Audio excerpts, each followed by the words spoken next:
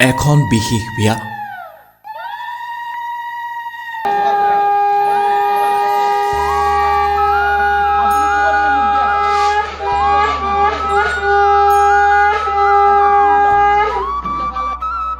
ৰভাতলিত প্ৰদৰ্শিত হৈছে লোককৃষ্টি।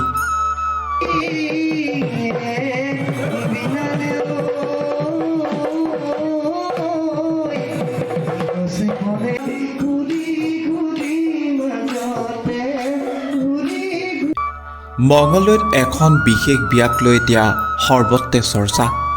বিয়াৰ দিনাখন ৰভাতলিত প্ৰদৰ্শন কৰা হ'ল দৰঙৰ বিভিন্ন ধৰণৰ লোককৃষ্টি।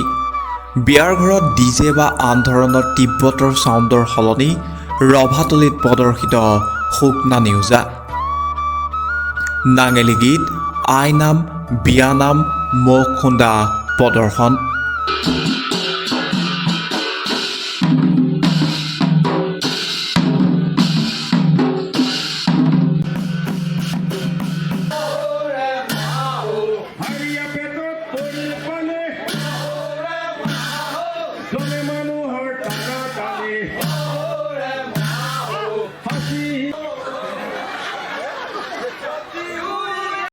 মোৰ নাম শ্ৰী প্ৰিয়ংকা শৰ্মা।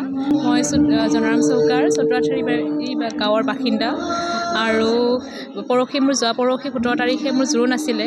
আৰু মোৰ যিহেতু বিয়া বইনা ওজা আউলা চৌকাৰ বইনা ওজা নিবাসী প্ৰশান্ত কুমাৰ শৰ্মাৰ লগত হৈছে। তেওঁ আগতে বাহিৰত আছিলে, থকাৰ কাৰণে তেওঁৰ কিছুমান আলহী এনেকুৱাকৈ বাহিৰৰ পৰা আহিছে, ফৰেইনাৰ, যিবিলাক আমি ফৰেইনাৰ বুলি কওঁ। তেওঁলোকে আহিছে, আমাৰ বহুত ভাল লাগিছে। আমি যিমান পাৰি সিমান ভালকৈ আপ্যায়ন কৰিব চেষ্টা কৰিছোঁ, ভাল লাগিছে। তেওঁলোক যদি আপ্যায়িত হৈছে আমি নথৈ আনন্দিত। আৰু বিদেশী অতিথিৰে ভৰিছে ৰভাতলি। আলহীৰ ৰূপত আফ্ৰিকা, ইউৰোপ, আমেৰিকান লোকৰ ভিৰ। মঙলদৈৰ নিকটৱৰ্তী বইনা ওজাপাৰা গাঁৱৰ প্ৰশান্ত কুমাৰ শৰ্মা কৰ্মসূত্ৰে থাকে আফ্ৰিকাত। আফ্ৰিকাত থকা সময়তে বন্ধুত্ব গঢ়ি উঠিছিল বিভিন্ন দেশৰ মানুহৰ লগত। আজি অনুষ্ঠিত প্ৰশান্তৰ বিয়াত আলহী হৈ উপস্থিত হ'ল আফ্ৰিকা, ইউৰোপ, আমেৰিকাৰ বন্ধু বান্ধৱীসকল।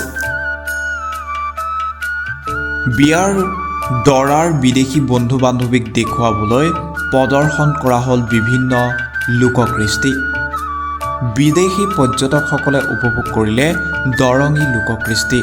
এই লোককৃষ্টিসমূহ উপভোগ কৰি আপ্লুত বিদেশী পৰ্যটকসকল।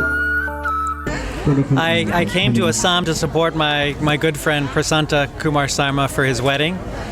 He used to work for me. We've had a strong bond over the course of our lives, so there's no way I could not be here for this wedding. As I came here, I started to appreciate why Prasanta liked his time in Ghana so much, because the culture and the vibrancy of this area is a lot like where we were in northern Ghana.